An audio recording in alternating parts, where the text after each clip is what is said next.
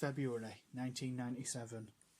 Bromsgrove had an immediate opportunity to exact revenge for their defeat at the Shay, and took it in some style, beating an out-of-sorts Town side 3-0 in a match that saw Paul Stoneman sent off for the third time this season.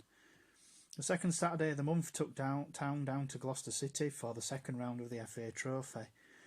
The good form of December and January became a distant memory as the Dr. Martins League side handed Town yet another humiliating cup exit as they crashed 3 goals past the hapless Shaymen without reply. The travelling Town fans, many of whom had never been comfortable during Carroll's tenure as manager, were now at full voice calling for his resignation. It came the following Saturday as Town played host to bottom club Bath City and amazingly lost 5-4. Bath, in 16 previous away conference matches, had failed to win any and had scored just 14 times. Town's defence was abysmal, but even so, the Shaymen still made enough chances to have won comfortably. The inescapable fact was that they didn't, and the result left Town in a huge mess. Indeed, it was difficult, if not impossible, to see how they could avoid the drop to the Unibond League football and possibly extinction as a football club.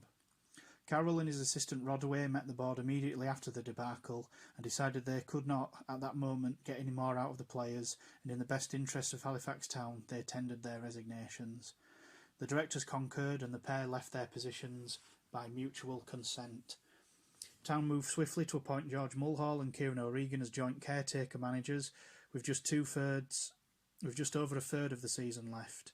With Town's next scheduled match at Hednesford Town called off due to a waterlogged pitch, the next match and the first test for the new boys at the helm was at home to Farnborough Town, who had lost only 3 times on their travels this season. A 3-0 victory ensued. Town were full value for the margin and took 3 valuable points, which lifted them out of the bottom 3.